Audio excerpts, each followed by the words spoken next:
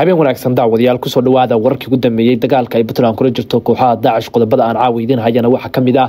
madaxweyne Xasan Sheekh oo markii ugu horeysay ka hadlay dagaalka ay Puntland kula jirto kooxaha Daesh muxuu ka yiri waa kula wadaagi doonaa Puntland oo duqeymo nafta kaga jartay kooxda Daesh tirada ay ka dishay ayaa sidoo kale kula wadaagaya iyo qorshe cusub ay Puntland wado oo ay rabto inay ku soo afjarto kooxda Daesh sidoo kale waxa kula wadaagaya maamulka Galmudug oo garab istaag u muujiyay ciidamada Puntland ee dagaalka kula jira kooxaha Daesh qodobadan oo dhameystiran daawada inta kula wadaagin waxa ka codsanaya in YouTube-ka ay ku soo birto subscribe dhahdo muuqaalkan like saarto gambaleelkana furto si ay ku soo gaaraan muuqaalada maalinlaha ay halka ku soo gudbino hadii aan ku bilaabo madaxweynaha Soomaaliya Xasan Sheekh Maxamuud oo maanta markii ugu horeysay afkiisa soo mariyay dagaalka ay Puntland kula jirto kooxda argagixisada ee Daesh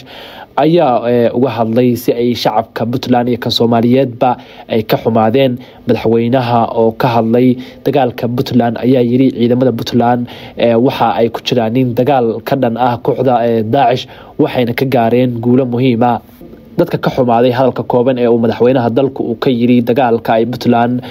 ku jirto waxa ay ku doodayaan in uusan madaxweynuhu sheegin in reer Puntland ay ku jiraan dagaal adag lana dagaalamayaan koox caalami ah sidoo kale waxa la leeyahay madaxweynuhu kuma uusan dhawaaqin in dawladda Soomaaliya ay diyaar u tahay inay dagaalkaas qaybteeda kaga aadan ay ka qaadato sidoo kale dadka Soomaaliyeed uma uusan sheegin ayaa la leeyahay ama uma uusan baaqin inay garab istaagaan walaalahooda Puntland ee dhigbaxaya sidoo kale madaxweynuhu fariin dhiirigelin iyo gubaabin ah oo madirin ayaa la leeyahay ciidamada iyo shacabka Puntland ee dagaalka caalamiga ah ee kula jira kooxda Daesh dawladda Puntland iyo qaar kamid ah siyaasiyiinta Soomaaliya ee uu kamid yahay Cabdiraxmaan Cabdishakuur Warsame ayaa mar hore madaxweyne Xasan Sheekh ku eedeeyay inuu san rabin inuu guuleysto dagaalka ka socda Buuraha Caalamiskaad ee gobolka Bari ee Puntland sababta ayaa la sheegay in hadii Puntland ay ku guuleysato dagaalkan madaxweyne Xasan Sheekh la kulmaayo waji kabax maadaama uu beesha caalamka lacag badan kaga cunay waxaan la dagaalamaya kooxda argagixisada ah ee shabaab ee ka dagaalanta koonfurta Soomaaliya uu ku fashilmay taas beddelkeed waxa la sheegay in hadii Puntland oo kaligeed ah ku guuleysato dagaalka Daesh uu madaxweyne Xasan Sheekh la kulmaayo ceeb siyaasadeed mana rabo ayaa la leeyahay in Puntland ay dagaalkan ku guuleysato waana sababta uusan si fiican uga hadlin dagaalka Puntland ku jirto oo mustaqbalka dalka iyo horumarka ummadda Soomaaliyeed uu ku xiran yahay in kooxdan laga sifeeyo buuraha gobolka Bari ee Puntland dhanka kale saaxiibada beesha caalamka oo xalay duqeymo culus ka geystay Buuraha Caalamiskaad ayaa ku dilay in ka badan 12 xubnood oo kamid ah kooxda argagixisada ee Daesh sidoo kale waxa la burburiyay saldhigyo iyo xarumo ay kooxdu halkaasi ku lahayd saaxiibada caalamka ee Puntland ayaa xalay duqeymihii ugu badnaa u geystay kooxda Daesh kuwaas oo ujeedadoodu ahayd ayaa la leeyahay in kooxda la naafeeyo hub ahaan iyo sidoo kale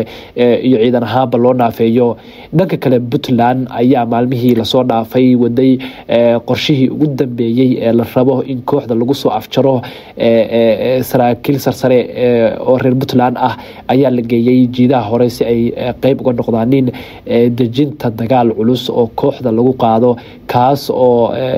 la filayo in kooxda maalmaha soo socda lagu qaado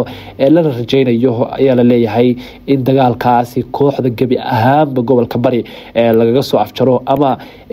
haday ugu yaraato lagu wiiqo oo wax yar oo firxada kooxda lagaga soo reebo dhanka kale waxa maanta magaalada Boosaaso soo gaaray wafdi ka socda maamulka Galmudug kuwaas oo taakulo iyo garab istaag u muujinaya ciidamada Puntland ee dagaalka kula jira kooxda Daesh madaxweynaha dawladda Puntland Mudane Siciid Cabdullaahi Dani oo la kulmay wafdigaas ayaa u mahadceliyay garab istaaga iyo walaalnimada ay u muujiyeen Puntland madaxweynaha ayaa tilmaamay in Galmudug iyo Puntland ay yihiin laba maamul oo saaxiibtinimo iyo daris iyo sidoo kale ehelnimoba ay ka dhaxayso ayna tahay in waqtiyadan oo kale ay isgarab istaagaan iskana soo dhinac muuqdaan daawada hadii halkan la soo gaartay waxaan ka codsanayaa fadlan in YouTube-ka ku soo birto muuqaalkan leeg noo saarto leegta wax naga caawinaysa in muuqaalku meel fog noo gaaro aad iyo aad ba u mahadsantahay